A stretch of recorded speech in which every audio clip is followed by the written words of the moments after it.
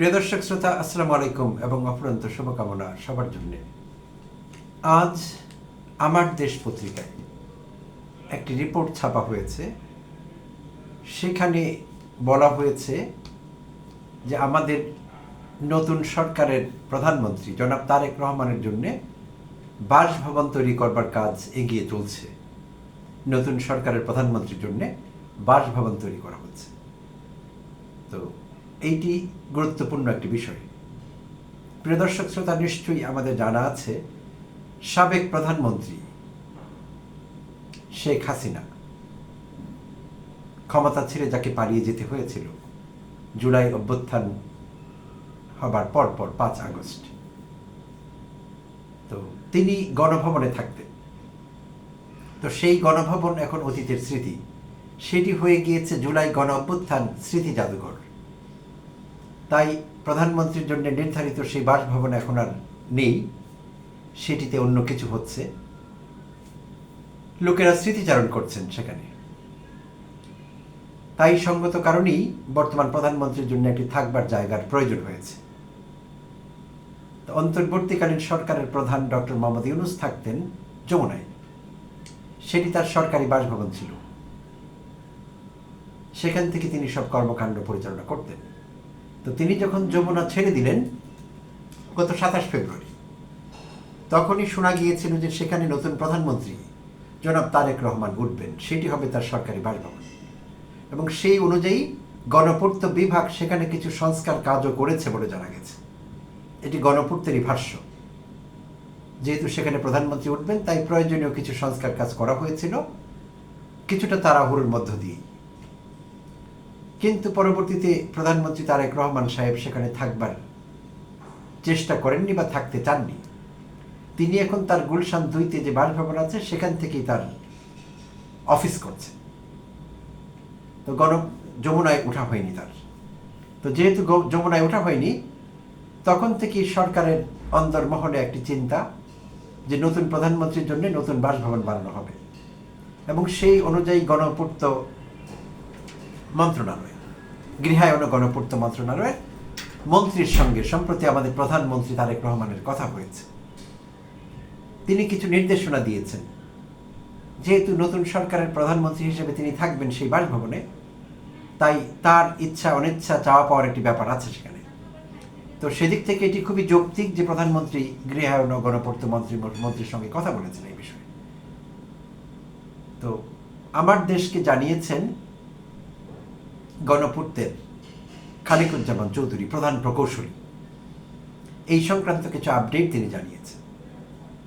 তো আমাদের প্রধানমন্ত্রী তারেক রহমান সাহেব চাইছেন যে তার নতুন বাসভবনটি এমন একটি জায়গায় হবে যেটি সচিবালয় এবং অন্যান্য জায়গা থেকে ওয়েল কানেক্টেড এবং খুব সুবিধাজনকভাবে যাতায়াত এবং যোগাযোগ রক্ষা করা যায়। বিশেষভাবে সংসদ ভবন, সচিবালয় এবং বিভিন্ন রাষ্ট্রীয় অতিথিদের সঙ্গে যোগাযোগ করা সহজ হয়। এই বিষয়টি মাথায় রাখবার পরামর্শ তিনি দিয়েছেন। এবং সেই অনুযায়ী সেই বিষয়টি মাথায় রাখতে গিয়ে গণপূর্ত মন্ত্রণালয়, গৃহায়ন ও গণপূর্ত মন্ত্রণালয় এখানে যে কয়টি বিষয় নজরে রাখছেন সেটি হলো, নাম্বার 1, প্রধানমন্ত্রীর নিরাপত্তার বিষয়টি। কোন জায়গাটি কৌশলগতভাবে নিরাপত্তা রক্ষা করবার জন্য সুবিধাজনক হবে, সেই বিষয়টি তাদের মাথায় আছে। আর আছে যেটি বলছিলাম যে সেই জায়গাটি হতে হবে সচিবালয়, সংসদ ভবন এবং অন্যান্য জায়গার সঙ্গে ওয়েল কানেক্টেড, ডিস্টেন্সের দিক থেকে এবং অন্যান্যভাবে। তো সেই বিষয়গুলো মাথায় রেখে তারা কাজ এগিয়ে নিচ্ছেন। আর বিশেষ কয়েকটি জায়গা সেই আলোচনার আলোকে বিবেচনায় রাখা হয়েছে। সেই জায়গাগুলো হলো হেয়ার রোড, মিন্টো রোড এবং বেইলি রোড।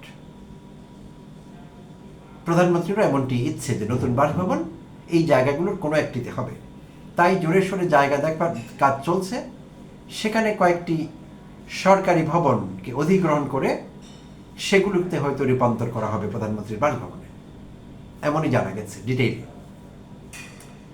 তো ঠিক আছে, এটি রুটিন কাজ চলতে থাকবে। বাসভবন নির্মাণের কাজটি খুব শিগগিরই শুরু হবে এবং চলতে থাকবে। তো এই বিষয়ে কিছু ডিজাইন নকশার কথা শোনা যাচ্ছে। তো প্রধান প্রকৌশলী খালিকুজ্জামান জানিয়েছেন আমার দেশকে যে তারা এই বাসভবনের ক্রাইটেরিয়া হিসেবে যেসব বিষয় বিবেচনা রাখছেন সেটি হলো বহির্বিশ্বের অন্যান্য দেশের মতো সেখানকার ডিজাইন অনুসরণ করা হবে, সেই আদলে তৈরি করা হবে, সব কিছু সেভাবে নির্মিত হবে।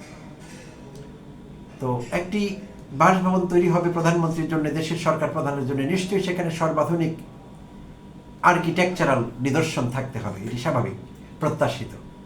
সব কিছু এখন এগিয়ে চলছে, মানধাতার আমলের ডিজাইনে তো বাড়ি হতে পারে না। তো সেটি কোনো আলোচনার বিষয় না। আসলে এখানে আলোচনার বিষয় হলো, খালেকুজ্জামান সাহেব আরও জানিয়েছেন সেই বাসভবনে আন্ডারগ্রাউন্ড বাংকার হবে এবং টানেল হবে, সুড়ঙ্গ। এবং তিনি সেটির ব্যাখ্যা দিয়েছেন, এটি এজন্য হবে যে প্রধানমন্ত্রীর বাসভবনে বোমা হামলা হলে যাতে তিনি আত্মরক্ষা করতে পারেন, তার পরিবার নিরাপদে থাকতে পারে। তো এই বিষয়টি নিয়ে একটু আলোচনা করা যেতে পারে। প্রিয় দর্শক শ্রোতা, নিশ্চয়ই আমাদের জানা আছে বাংকার, টানেল, এইসব তথাকথিত পারমাণবিক শক্তিধর দেশগুলো, যারা সুপার পাওয়ার, সেই সব দেশের সরকার বা রাষ্ট্রপ্রধানের বাসভবনের নিচে থাকে সাধারণত। সেইটি আমরা জেনেছি, কারণ তারা পরমাণু শক্তিধর রাষ্ট্র, তাদের শত্রুর কোনো অভাব নাই। তাদের সরকার বা রাষ্ট্রপ্রধানরা বরাবরই তাদের প্রতিপক্ষের দ্বারা একটি আশঙ্কার মধ্যে থাকেন, প্রতিপক্ষ থেকে তাদের আশঙ্কা থাকে, তাদের ব্যক্তিগত নিরাপত্তা, তাদের পরিবারের সদস্যদের নিরাপত্তা, এগুলো সবসময় আলোচনার বিষয় এবং সবসময় সেগুলো অত্যন্ত উচ্চ পর্যায়ে খুব কৌশলগতভাবে অ্যাড্রেস করা হয়, সেটি জানা কথা। যেমন যুক্তরাষ্ট্র, যুক্তরাজ্য, রাশিয়া, চায়না, এইসব দেশগুলো। তো তারা শুধু পরমাণু শক্তিধর না, তারা অন্যভাবে গুরুত্বপূর্ণ, অ্যাডভান্সড কান্ট্রি যেগুলোকে আমরা বলি। পরমাণু শক্তিধর দেশ আমাদের দক্ষিণ এশিয়া আরও আছে, ভারত এবং পাকিস্তান। তো সেইখানে সরকার বা রাষ্ট্রপ্রধানের নিরাপত্তার বিষয়টি কিন্তু সেইভাবে, সেই অ্যাডভান্সড কান্ট্রিগুলোর মতো সেইভাবে দেখা হয় না।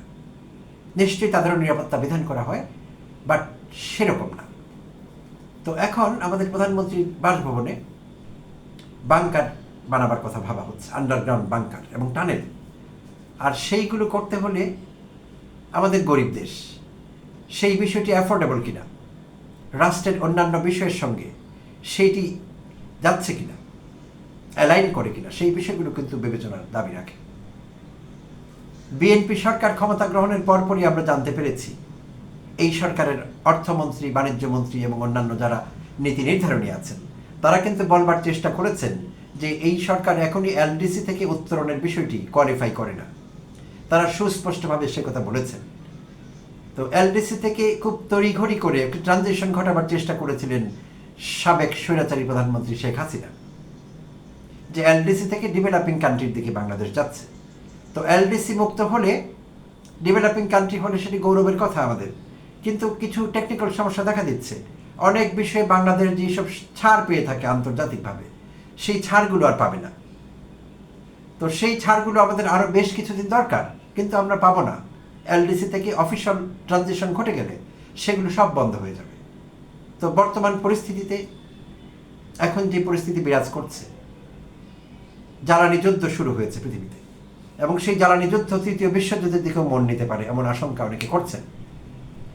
তো এই পরিস্থিতিতে এলডিসি থেকে উত্তরণের বিষয়টি আমরা আসলেই এফোর্ড করি না। যেসব সুযোগ সুবিধা বিশেষভাবে ছাড় পাওয়ার ব্যাপারে আন্তর্জাতিক ক্ষেত্রে, সেটি যদি আমাদের বন্ধ হয়ে যায় তাহলে আমরা কুলিয়ে উঠতে পারবো না। তার মানে আমরা আসলে এখনো ডেভেলপিং কান্ট্রি হবার যোগ্যতা অর্জন করিনি, এখনো আমরা এলডিসি ভুক্ত বলতে গেলে, so to speak. List develop country হিসেবে আমরা গণ্য হয়ে থাকি। তো একটা লিস্ট ডেভেলপ কান্ট্রির সরকার প্রধান, তার জন্য বাসভবন নির্মাণ করা হচ্ছে, সেখানে বাংকার এবং টানেল লাগবে মাটির নিচে। কেন লাগবে? তার নিরাপত্তা নিশ্চিত করতে হবে। একটি দেশের সরকার বা রাষ্ট্রপ্রধানের নিরাপত্তা নিশ্চিত করা হবে সেই দেশের অর্থনৈতিক অবস্থার আলোকে, এর বাইরে না। এর বাইরে যাবার কোনো সুযোগ নেই, সেটি বাস্তবতা বিবর্জিত হবে তাহলে। তো এমন চিন্তা কেন করা হচ্ছে? আর এইসব করতে গেলে অতিরিক্ত খরচ হবে, সেই খরচের ভার কে নেবে? সেই খরচ তো এই দেশের ট্যাক্স পেয়ার, গরিব মানুষেরা বহন করবে। আর কেন করতে হবে অপ্রয়োজনে? প্রয়োজন কি সেটি? আচ্ছা, এবার দক্ষিণ এশিয়ার দিকে তাকাই, আর অন্যান্য দেশ এই বিষয়টি কিভাবে হ্যান্ডেল করছে। প্রিয় দর্শক শ্রোতা, শ্রীলঙ্কার কথা যদি আমরা মনে করবার চেষ্টা করি, 2022-এর কথা, মাত্র সেদিন শ্রীলঙ্কার রাজাপাকসেদের শ্রীলঙ্কার মানুষ ফুঁসে উঠে যেভাবে তাড়ালেন, গরুও মানুষ সেভাবে খেদায় না, রাজাপাকসেদের সেভাবে খেদানো হলো।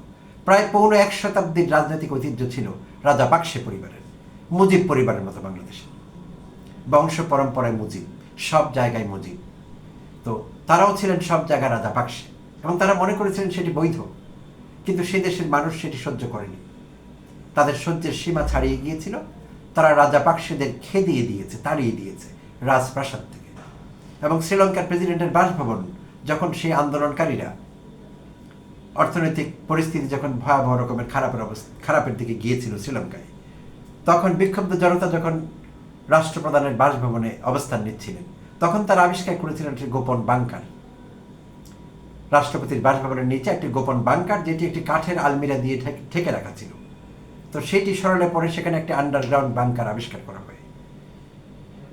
তো অন্যান্য দেশে কি হচ্ছে, ভারতের কথা যদি ধরি, ভারতে মুম্বাইয়ের গভর্নর রাজভবন যেটিতে তিনি থাকেন, সেখানে আন্ডারগ্রাউন্ড টানেল আছে।